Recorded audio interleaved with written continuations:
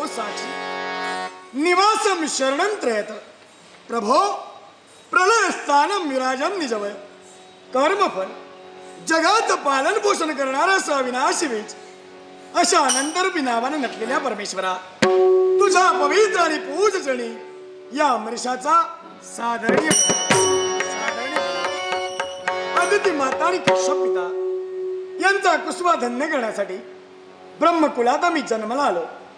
लहानाचे मोठे होत असताना मातृ देवतेच्या मुखातून निघालेला मुखोद्गार बाळ प्रत्येक माणसाचा जन्म हा अज्ञानरूपी अंधकारात झाला आणि त्याच अज्ञानरूपी अंधकाराचा ऱ्हास करून ज्ञानाचा भवसागर जर का पार करायचा असेल तर एकच गोष्ट महत्वाची म्हणजे अध्यात्म.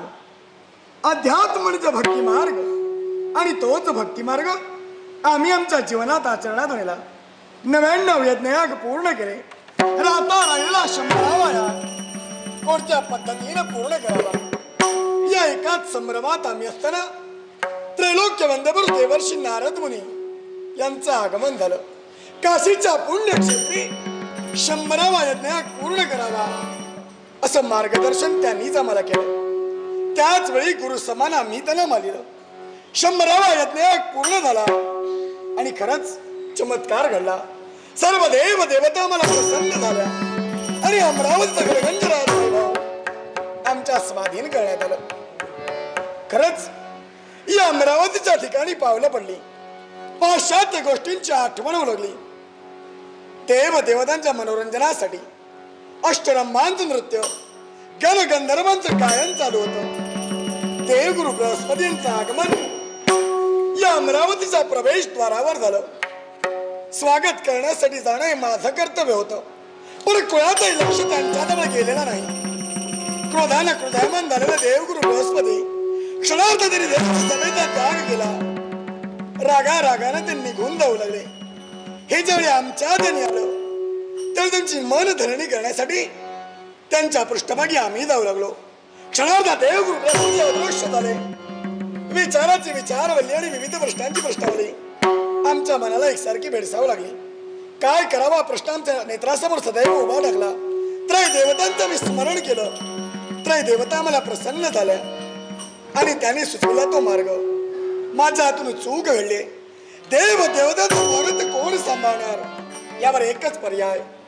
विश्वकर्मा याचा पुत्र विश्वरूप याच्याजवळ अखिल देव देवतांचं पौरोहित्य दे. त्यांच्या मार्गदर्शनानंच सर्व देव देवतांना घेतलं. विश्वरूपापर्यंत माझं जाणं झालं. घडलेला प्रकार आर्दवाच्या विनम्र स्वराने मी त्याला कथन केला. माझ्या आर्दवाला बोलून त्यांनी नारायण कवच मला बहाल केलं आणि त्या नारायण कवचाची महती सांगितली. कौशिक गोत्र असलेला ब्राह्मण वाळवंटातून एकटाच प्रवेश करत होता. वयानं वयोवृद्ध तो होता. क्षणार्धात तो मृत पावला. तक्षणीच आजूबाजूला असलेले वालखिल्य ऋषी जमा झाले आणि त्याच सर्व ऋषींनी त्यांनी उपाय सुचविला की या विप्रात शव समोर असलेल्या सरस्वती नदीत नेऊन त्याचं विसर्जन करायला हवंय.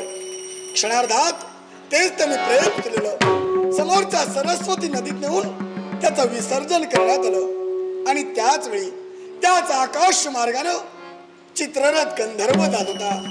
क्षणार्धात तेच त्याचं चित्र तेच पुष्पविमान या भूमीवर कोसळलं गेलं आणि त्याच्या मनात विचार आला, हा अघटित प्रकार कोणत्या कारणामुळे घडला. वालखिल्य ऋषीने त्याला कथित केलं की एकाच गोष्टीमुळं या विप्राजवळ ते नारायण कवच आहे. त्याच नारायण कवचामुळे अघटित प्रकार घडलेला आहे. त्रय देवतांचं त्यानेही स्मरण केलं. पुन्हा तेच पुष्पविमान सोडलं गेलं. नारायण कवचाची महती ऐकून तो धन्य झाला आणि तेच नारायण कवच माझ्याजवळ असल्यामुळं याच्यावर अनेक असुर दैत्य दानव माजले गेले. या अमरावतीवर त्यांनी ताल करण्याचा प्रयत्न केला, पण सर्वांना मी नामोहरण केलं ते फक्त आणि फक्त नारायण कवचाच्या योगे करून. पण हे परमेश्वरा, ही सारी किमया कुणाची असेल तर फक्त तुझी आणि तुझी. तुझ्या आशीर्वादाचा भेद कवच आणि कृपेचं शिरस्त्राण सदैव माझ्या पृष्ठभागी राहावं. सदैव माझ्या पृष्ठभागी राहावं. सदैव माझ्या पृष्ठभागी राहावं. मधुर